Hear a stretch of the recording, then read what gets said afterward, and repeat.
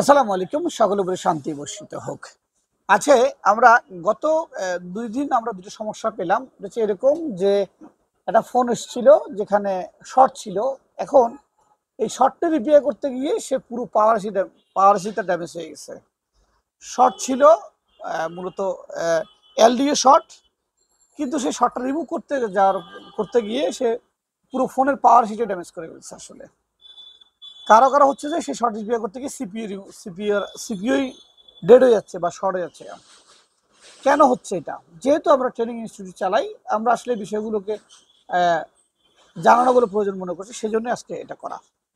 ওকে, তো এই ক্ষেত্রে আমরা একটু জিনিস দেখাবো, ভিডিও খুব সিম্পলি ভিডিও করবো। আমরা আসলে দেখাবো এটা আমরা কেন হয়। যেমন আমরা একে ধরলাম যে CAMM BCM 2.8, এটা হচ্ছে ক্যামেরা অ্যাক্টিভ ভোল্টেজ। এই ভোল্টেজটা এটা হচ্ছে আমরা এলডিও 2 ভোল্ট বলা যেতে পারে। এটা হচ্ছে এলডিও, আমরা যেটা বলছি হায়ার এলডিও, এইচএলডিও ভোল্ট 2.8। এখন এই 2.8 ভোল্টেজটা যে কোনো একটা সেকশনে বা ক্যামেরার মধ্যে এটি প্রয়োজন আছে, এটি ছাড়া ওই ডিপার্টমেন্টই চলবে না। এখন যদি আমরা এই বোল্টটা এখানে শর্ট হয়ে গেল কোনো কারণে, ইলেকট্রিক শর্ট, এমন অবস্থা কোনো ভোল্টেজ শো করছে না, কম্পোনেন্টটা শর্ট দেখাচ্ছে। এখন এইখানে আমরা কত ভোল্টেজ দিয়ে আমরা স্পার্ক করতে পারবো বা কত ভোল্টেজ দিয়ে এটাকে রিপেয়ার করব। শর্ট যদি কম্পোনেন্ট খুঁজে বের করতে পারি আমরা, সেক্ষেত্রে আমরা এখান থেকে কম্পোনেন্টটা খুঁজে বের করলাম। আর যদি আমরা কম্পোনেন্ট খুঁজে বের করতে না পারি আমরা এখান থেকে, সেক্ষেত্রে আমাদের কিছু ভিন্ন রূপ নিতে হবে। যেমন ধরে নিলাম আমরা এটা, এই কম্পোনেন্টটা। তো এখন আমরা এটা রিপেয়ার করবো কিভাবে? এটা আমরা আমাদের রিপেয়ারের ওয়েটা কি? রিপেয়ারের যে ওয়ে, যেমন এই যে 2.8 যে ভোল্টেজটা আছে, এটাকে যদি আমরা স্পার্ক করতে হয়, আমরা এখানে সর্বোচ্চ ভোল্টেজ দিতে পারবো 3.0, এক্সাম্পল 3.0। এর উপরে ভোল্টেজ এখানে স্পার্ক করা যাবে না। এর উপরে যদি ভোল্টেজ স্পার্ক করি, সেক্ষেত্রে ভিন্ন রাস্তা অ্যাপ্লাই করতে হবে।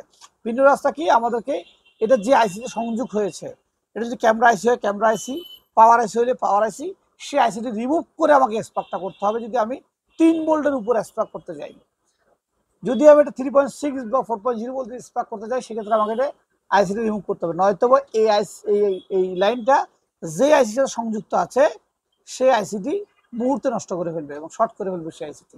এটিই ঘটেছে। যেখানে তার ফোনটা সলিউশন হয়ে যাওয়ার কথা, সেখানে সে ফোন আইসিটা পুরো আইসিটি সে শর্ট করে ফেলছে এবং শর্ট করার পরে সে ঝামেলায় পড়েছে।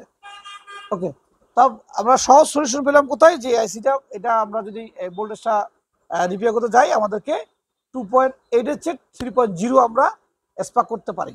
যদি এটাকে সম্পূর্ণভাবে আমরা ক্লিন করতে যাই বা আমরা আরো একটু হাই ভোল্টেজ দিতে যাই, তাহলে আমরা এটা খুব ভোল্টেজ করতে পারবো, 3.6 করতে পারবো। তবে সেক্ষেত্রে আমাদেরকে পাওয়ার সি রিমুভ করে নিতে হবে, প্রয়োজনে সিপিইউ রিমুভ করে নেওয়া যেতে পারে। এটার আরো কিছু সহজ রাস্তা আছে। যেমন এই কম্পোনেন্টটা কিসে ধরে আসছে? এই যে একটা ক্যাপ ধরে আসছে। তাহলে আমার এই ক্যাপটি কোথায় আছে? এই ক্যাপটি আমার আছে আমার এই যে, আমি একটু বিটম্যাপে দেখে নিই কোথায় আছে। এটা লেআউটে ক্যাপটি দেখানোর কথা, দেখাচ্ছে না। লেআউটে দেখানোর কথা ছিল এটা। যাই হোক, এখান থেকে আমরা বের করে নিব। এখান থেকে বের করে যে জায়গায় ক্যাপটি আছে, সেই জায়গা থেকে আমরা ক্যাপটির হাত ধরে আমরা রিপেয়ার করতে পারি এটা আমরা। তো যেখানে বলছিলাম যে আসলে এই জাতীয় ভোল্টেজগুলো কখনোই না জেনে না বুঝে হাই ভোল্টেজ দিয়ে স্পার্ক করা যাবে না, আর লো ভোল্টেজ দিয়ে কিছু পাওয়া যাবে না। যেহেতু 2.8 ভোল্টেজ রিকমান্ড আছে এখানে, ও 2.7 2.8 দিয়ে কিছু হবে না, যেহেতু লাইনটাই ব্লক আছে। সো এটাকে রিপেয়ার করতে একটা হায়ার ভোল্টেজ দিতে হবে। সবচেয়ে বেস্ট হয় থার্মাল ক্যামেরা থাকলে। তার থার্মাল ক্যামেরা অনেকের কাছে নাই, এত দাম দিয়ে থার্মাল ক্যামেরা কেউ রাখতে পারে না আসলে। সো ম্যানুয়াল করতে হলে এটাকে আমরা বলবো যে এটা করার জন্য কোনোভাবেই ব্যাটারি ইউজ করা যাবে না। যেহেতু ব্যাটারিতে সরাসরি 4000 mAh রানিং আছে এবং 4.2 থেকে 4.46 পর্যন্ত ভোল্টেজ চলমান আছে। এই ক্ষেত্রে এটা কোনোভাবে এটা করা যাবে না। ব্যাটারি দিয়ে শুধু স্পার্ক করা যাবে বিপিএস ভোল্টেজ পর্যন্ত। বিপিএস ভোল্টেজ আমরা ব্যাটারি দিয়ে স্পার্ক করতে পারবো, বিপিএস ভোল্টেজের নিচে আমরা কখনোই ব্যাটারি দিয়ে স্পার্ক করা যাবে না। সবাই সতর্ক থাকবেন। যারা মোবাইল ফোন রিপেয়ার করছে, আমাদের বিশ্বাস মোবাইল ট্রেনিং থেকে যারা ট্রেনিং করে বেড়েছে, তাদের জন্য এই সতর্কতা অ্যালার্ট। এরপর যদি না বুঝে সরাসরি আমাকে ফোন দিলে বা মেসেজ নক করলে, এটাকে আমরা আরও বিস্তারিত বলার চেষ্টা করব। আমাদের বিশ্বাস মোবাইল ট্রেনিং ইনস্টিটিউট চলছে বর্তমানে 76 ব্যাচ। ইতিমধ্যে কোর্স স্টার্ট হয়েছে। যারা চাচ্ছেন জয়েন করতে পারেন। অবশ্যই একদিন আসবেন, ট্রায়াল ক্লাস করবেন, ভালো লাগলে ভর্তি হবেন। ভালো থাকবেন, সুস্থ থাকবেন। আসসালামু আলাইকুম।